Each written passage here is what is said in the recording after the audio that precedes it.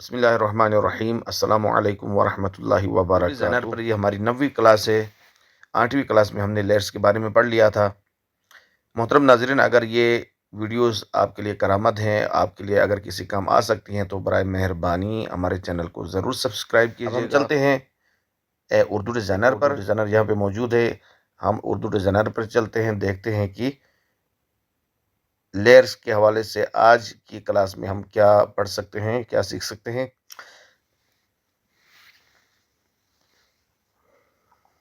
पिछली क्लास में हमने लेयर्स के बारे में पढ़ा था। को हम सिलेक्ट करते हैं, इसी तरह या तस्वीर को हम सिलेक्ट करते हैं या यूथ फोर्स को हम सिलेक्ट करते हैं, तो हमारे नीचे बार के अंदर बहुत सारे ऑप्शन आपको नजर आएंगे। सबसे नीचे देखें आप, रिसाइज का ऑप्शन नजर आएगा, बॉर्डर का ऑप्शन नजर आएगा, आपको शेडो नजर आएगा, डुप्लीकेट नजर आएगा और आपको ओपेसिटी नजर आएगी।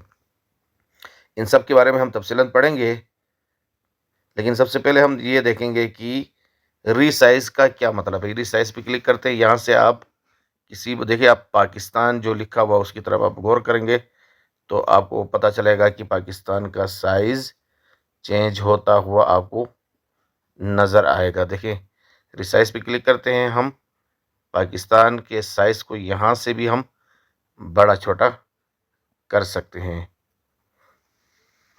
इसी तरह हम इसको डिसेलेक्ट करते हैं, फिर पाकिस्तान को सिलेक्ट करते हैं। रिसाइज के बाद बना हुआ बॉर्डर, देखिए बॉर्डर पे जैसे क्लिक किया ऑटोमेटिक ये बॉर्डर दे चुका।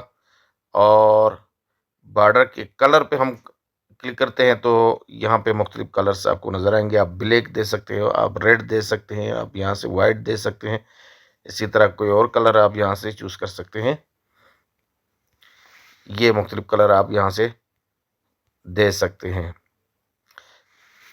अब डिसेलेक्ट किया, फिर दोबारा सेलेक्ट किया। सेलेक्ट करने के बाद शेडो है, यहाँ पे बॉर्डर के बाद शेडो को आप ऑन करेंगे।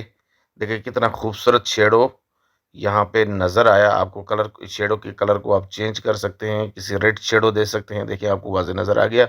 शेडो पे जाएंगे तो इसी तरह आप शेडो दे सकते हैं। डिसेलेक्ट किया, फिर इसी तरह हम चलते हैं डुप्लीकेट के ऊपर। अब जैसे ही हम डुप्लीकेट के ऊपर, जैसे आपको यहाँ नज़र आ रहा है डुप्लीकेट, हम इस पर क्लिक करते हैं। क्लिक करने के बाद आपको नज़र आएगा एक और पाकिस्तान यहाँ डुप्लीकेट होके नज़र आ चुका।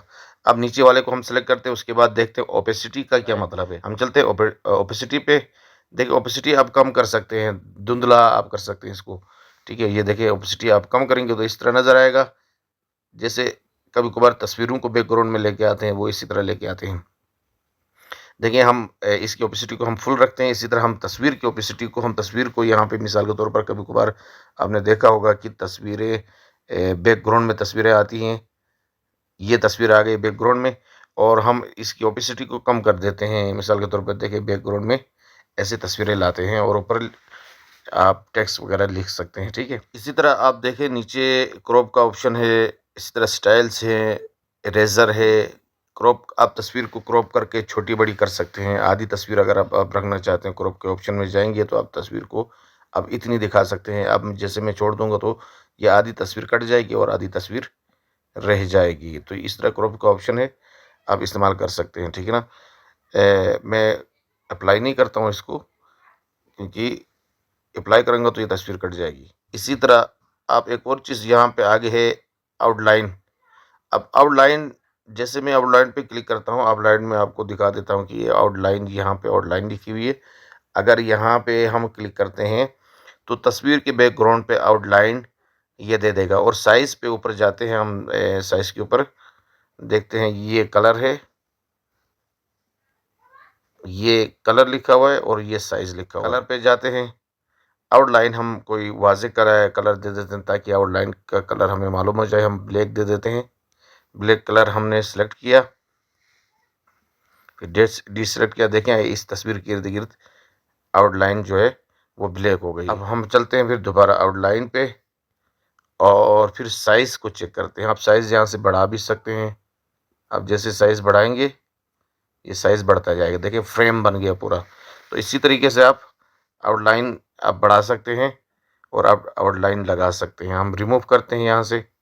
देखिए यहाँ पे अगर आप आउटलाइन नहीं देना चाहते हैं तो यहाँ पे रिमूव लिखा हो, यहाँ से आप आउटलाइन को रिमूव कर सकते हैं। मैं यहाँ से रिमूव करता हूँ, आउटलाइन सेलेक्ट किया और रिमूव किया यहाँ से, ठीक है, डीसेलेक्ट किया।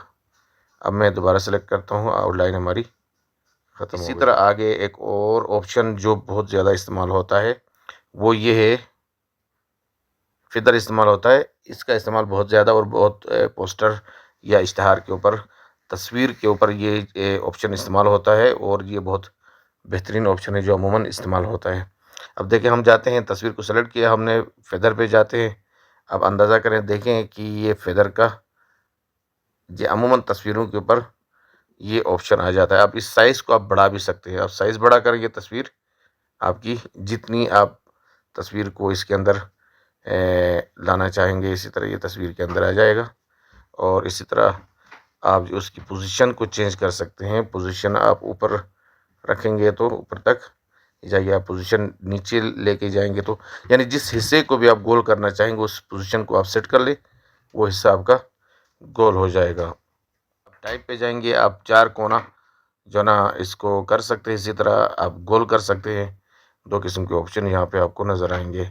इन्वर्ट में जाएंगे तो आप जो ना जिस हिस्से को भी आप इन्वर्ट करना चाहेंगे तो वो उसका बैकग्राउंड आपको डायरेक्ट बैकग्राउंड दिखाएगा। हम रिमूव करते हैं इसको, इन्वर्ट नहीं देते।